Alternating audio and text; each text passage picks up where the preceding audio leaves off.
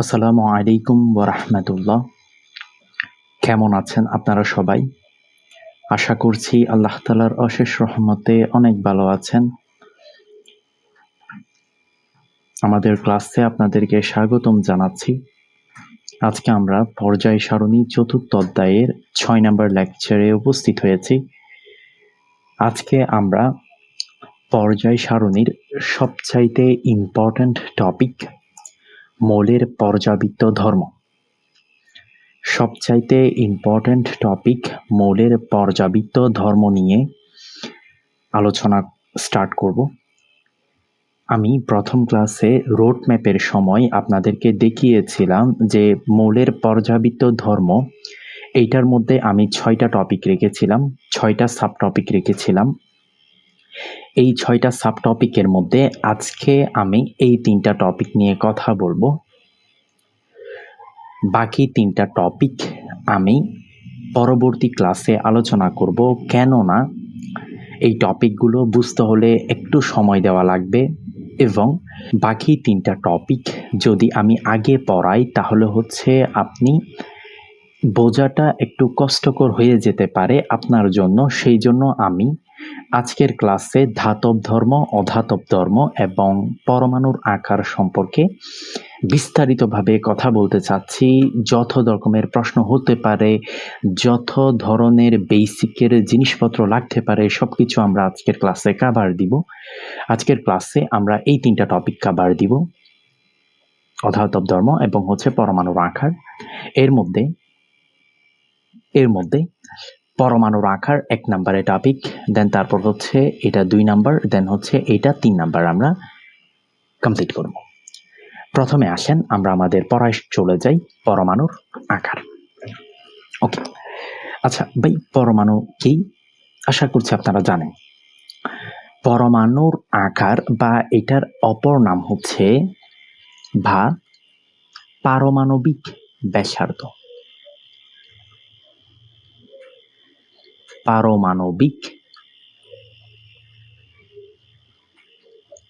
ব্যাসার্ধ। এখন পরমাণুর আকারটা কিভাবে একটা মৌলের ধর্মের মধ্যে প্রভাব ফেলতেছে বা কি করতেছে, এটা আমরা কিভাবে বুঝবো? সাপোজ ধরেন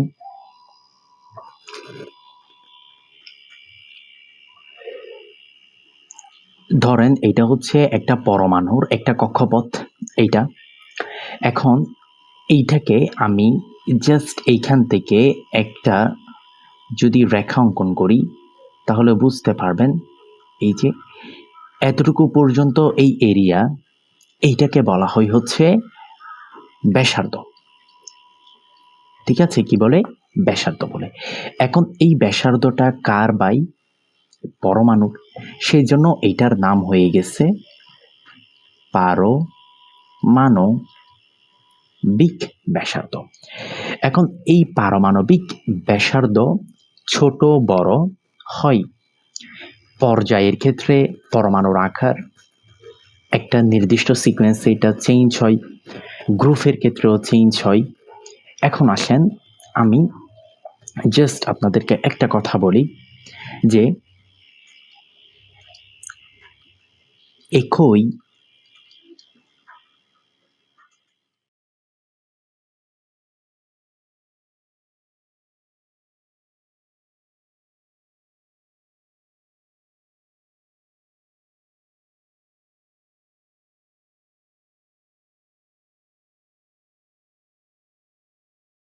একই পর্যায়ের বাম থেকে ডানে গেলে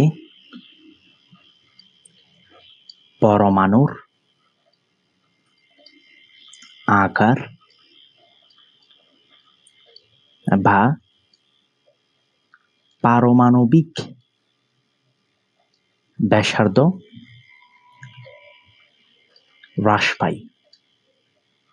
হ্রাস পাই।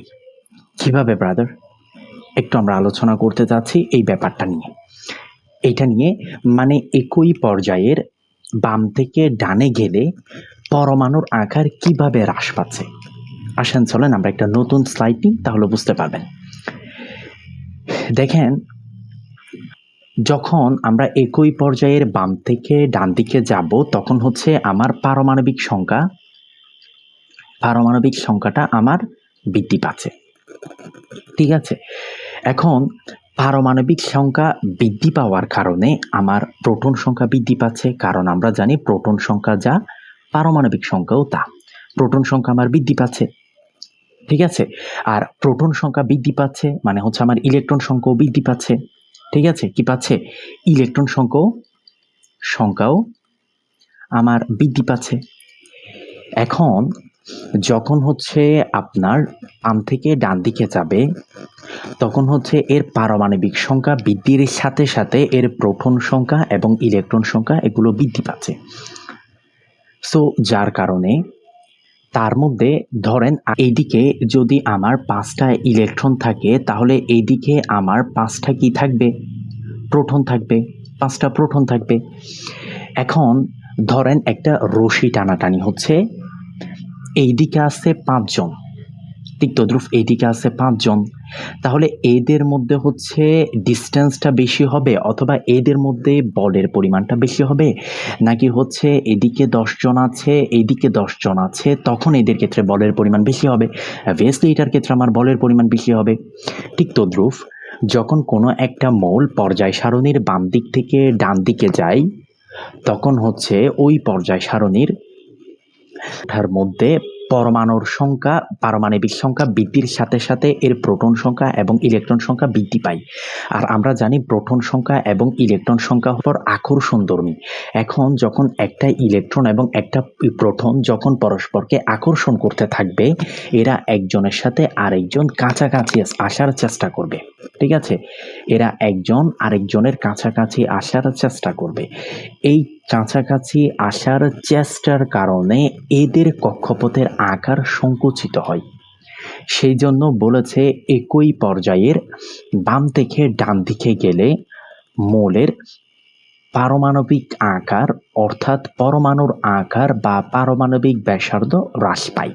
ঠিক আছে, তাহলে কেন একই পর্যায়ের বাম থেকে ডানে গেলে পরমাণুর আকার হ্রাস পায়? কারণ হচ্ছে পারমাণবিক সংখ্যা বৃদ্ধির সাথে সাথে এর ইলেকট্রন এবং প্রোটন সংখ্যা বৃদ্ধি পায়।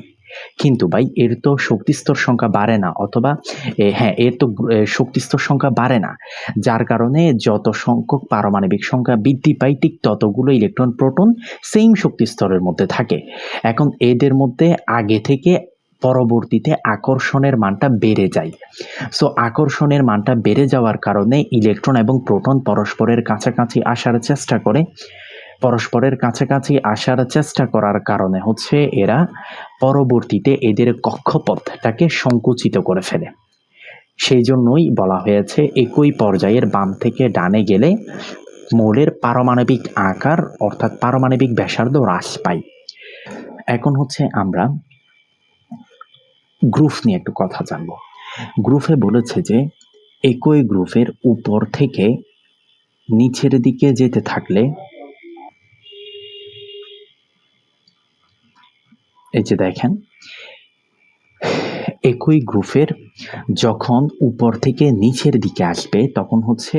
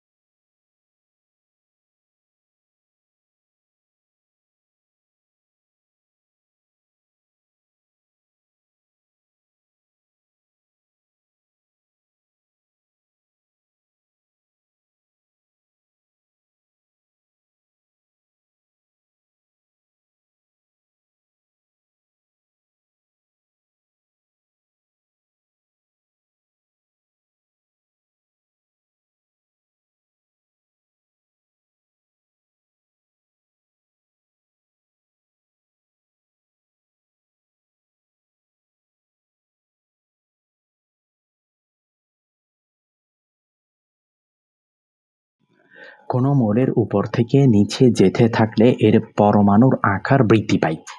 এইটা কিভাবে দেখেন,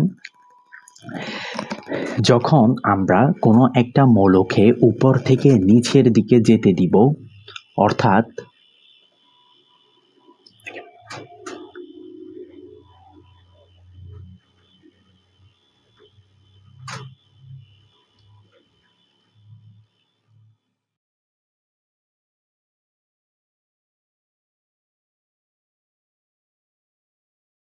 কোনো একটা মৌলকে যখন আমরা উপর থেকে নিচের দিকে আনব, তখন ওই মৌলটার সেইমভাবে পারমাণবিক সংখ্যা বৃদ্ধি পাবে।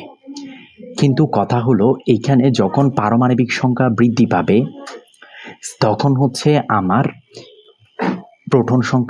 প্রোটন নাম্বার আমার অবভিয়াসলি ইনক্রিজ হবে। প্রোটন নাম্বার যেহেতু ইনক্রিজ হবে, আমার ইলেকট্রন নাম্বার ইনক্রিজ হবে।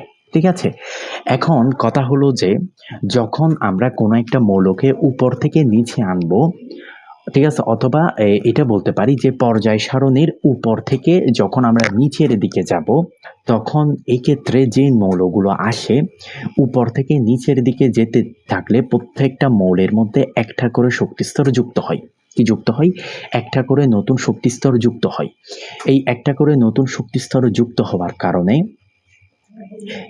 এইখানের মধ্যে প্রোটন এবং ইলেকট্রন বৃদ্ধি পাওয়ার কারণে এদের মধ্যে যে আকর্ষণ বলটা বৃদ্ধি হয়, একটা নতুন শক্তিস্তর যুক্ত হওয়ার কারণে এদের মধ্যে এই আকর্ষণের তুলনায় বিকর্ষণ বলের পরিমাণটা বেড়ে যায়। সেই জন্য একই গ্রুপের উপর থেকে নিচের দিকে যেতে থাকলে ওই মৌলের পারমাণবিক আকার বা পরমাণুর আকার বা পারমাণবিক ব্যাসার্ধ বৃদ্ধি পেতে থাকে। এটাই হচ্ছে মূলত পরমাণুর আকার নিয়ে কথাবার্তা।